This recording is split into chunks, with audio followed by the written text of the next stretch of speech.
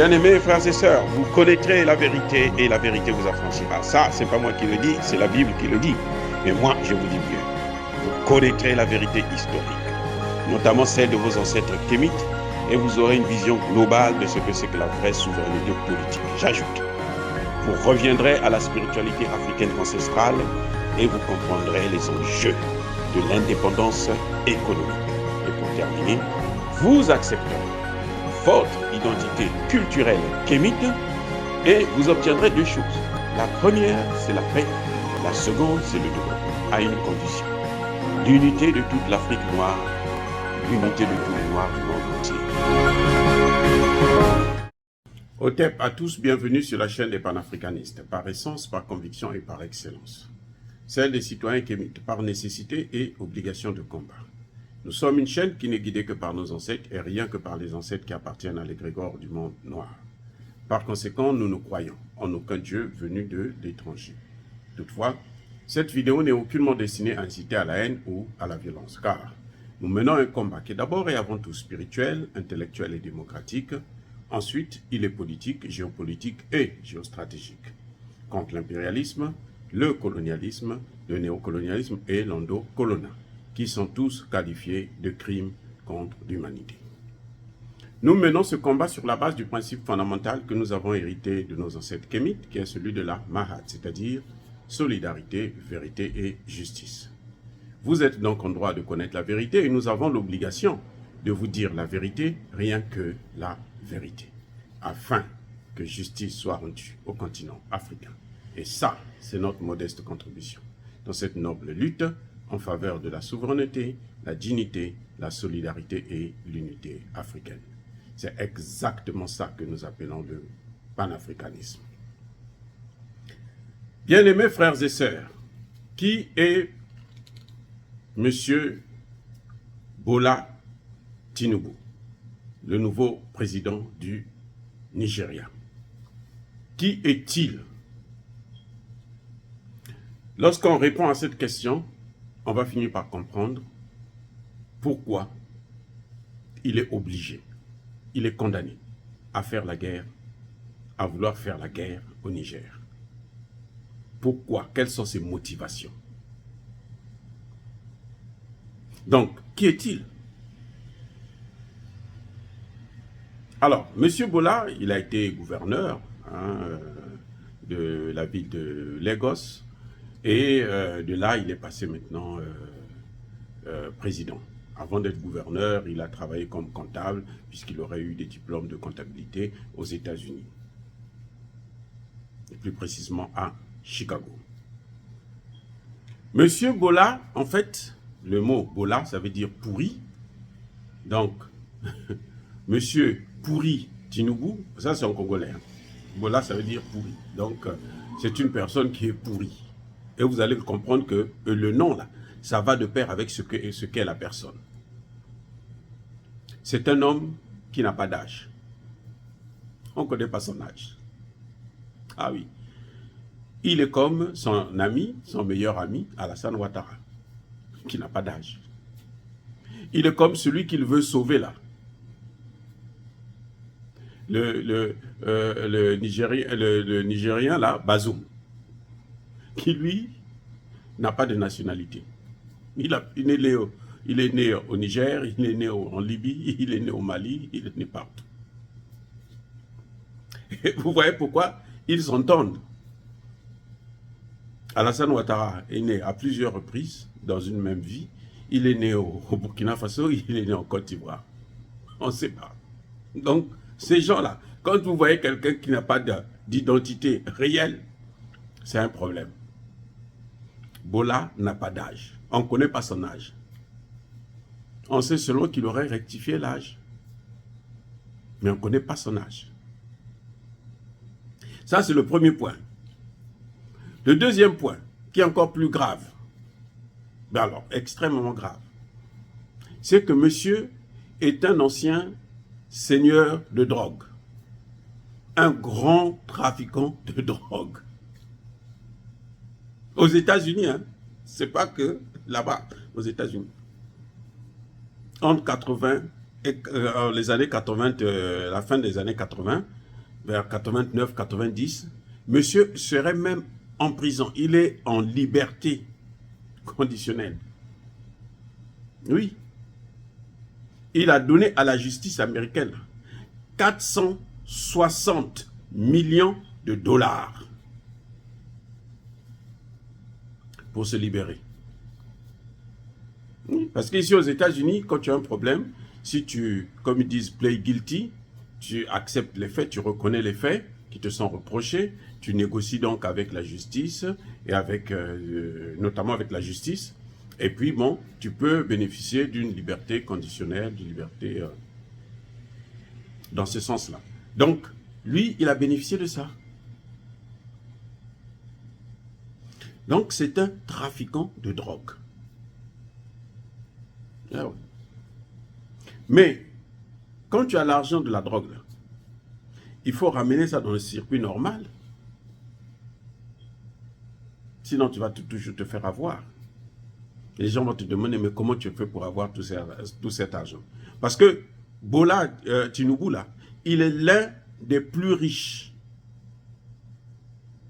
du Nigeria. Il est l'un des hommes les plus riches du Nigeria. Il a investi dans l'immobilier, il a investi dans plusieurs entreprises au Nigeria. Vous savez comment? Pourquoi? Pour blanchir l'argent de la drogue. Vous voyez maintenant, là où je suis en train de venir. On a l'impression que dans cette vie, pour être bien, pour réussir, il faut être un bandit, un brigand. Vous avez entendu parler d'Ahmed Bakayoko, non? Il était ministre, hein, Ahmed Bakayoko. Tous les musiciens chantaient. Là, enfin, la plupart des musiciens qui étaient dans son circuit. Tous les musiciens qui ont chanté pour Ahmed Bakayoko, là, qui lançaient les cris, là, Ahmed Bakayoko, machin, tout ça là. Soit ils ont vendu la drogue pour lui, soit ils ont consommé la drogue, soit, alors c'était des liens incestueux qu'il a eu avec tous ces musiciens. Je dis bien tous. C'est pour ça qu'il était aussi populaire. C'est pour ça qu'il était aussi riche. Peut-être même plus riche que son patron Alassane Ouattara. Donc vous voyez, ce monsieur Bola a des problèmes. Il a des problèmes avec la justice américaine. À tout moment, le département américain qui s'occupe de la drogue, la DEA, est capable de venir l'arrêter au Nigeria. Oui, les Américains, ils ne jouent pas pour ça, ils peuvent venir l'arrêter au Nigeria. Maintenant, vous allez comprendre pourquoi il agit comme ça. Je vous ai déjà dit dans une vidéo que les Américains sont les spécialistes du recyclage des bandits, des brigands, des voyous, des criminels. Les Américains, ils travaillent toujours avec des criminels. Ils adorent ça. Comme Ursula von der Leyen, la présidente de la Commission européenne, là. Comme Joseph Borrell. Tous, ils sont mêlés dans des histoires compliquées. Ursula, même sa thèse de doctorat, c'est le plagiat, elle avait copié des affaires des gens. Et puis voilà. Quand elle était dans le gouvernement de Merkel, ministre de la Défense, elle a volé l'argent. Là, l'Union européenne, là, elle est dans des trafics avec son mari, hein, sur l'histoire des vaccins, de Pfizer et autres. Et les Américains adorent des gens comme ça. Parce que quelqu'un comme ça, là, vous le tenez par les couilles. Quand tu veux bouger, on appuie seulement, allez, tu commences à crier. Donc lui, là, le Nigeria, ils sont obligés.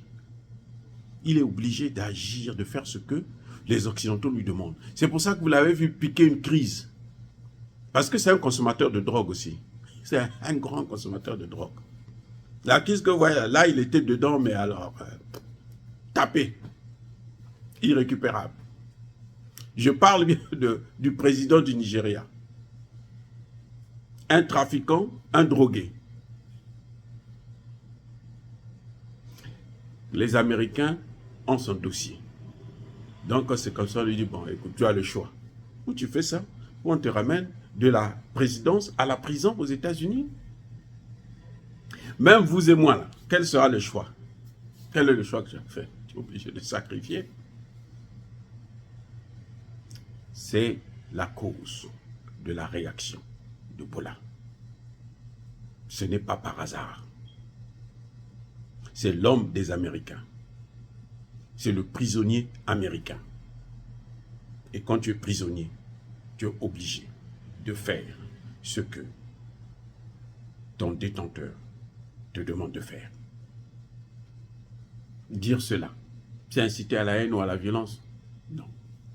Yaba colère, veille, yamalem. Et encore une fois, bien-aimés frères et sœurs, je pense que cette petite bibliographie de ce monsieur vous permet de mieux connaître comment ça fonctionne. Ils aiment des gens qui travaillent, qui ont des dossiers compliqués. Ils aiment Bazoum parce que Bazoum, c'est un terroriste. Bazoum a d'abord été un terroriste. Dans les premières rébellions au Mali, là, Bazoum était le négociateur, le porte-parole des terroristes. Donc c'est normal qu'on puisse aimer quelqu'un comme ça. Parce que vous le tenez avec tous ces dossiers. S'il ne veut pas se soumettre, il est obligé de faire.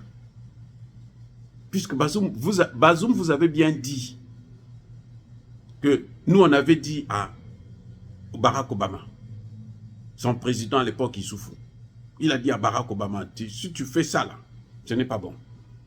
Tu détruis la Libye, tu vas déstabiliser tout le Sahel. Bazoum là était contre l'entrée des militaires. Même quand Barkhane voulait venir là. Pourquoi il a demandé le soutien du Parlement? C'était parce que il ne voulait pas prendre ça sur lui.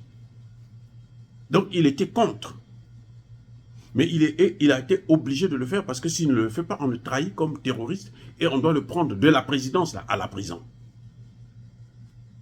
Et ça, c'est pas évident que quelqu'un puisse accepter de quitter si haut pour descendre si bas. Oh, bien-aimés frères et sœurs, encore une fois, soyez bénis, abondamment bénis. Je persiste et je signe, par le Dieu des Kémites et par nos ancêtres angélisés. Mais que tous ceux qui persécutent le continent africain le pillent et le déstabilisent. Qu'ils soient noirs, blancs, chinois, arabes, indiens, qui qu'ils soient maudits, punis, foudroyés, neutralisés, écrasés, effacés par le Dieu des Kémites et par nos ancêtres angélisés. Vive l'Afrique éternelle. J'ai dit et j'assume.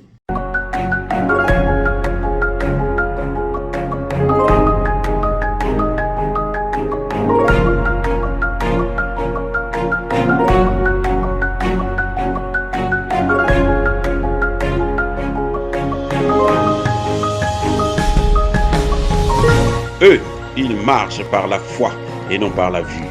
Mais moi, je vous conseille vivement de marcher par la connaissance scientifique et historique, notamment celle de nos ancêtres kémites, par les 5 sens et par l'intelligence. À vous, à Pierre.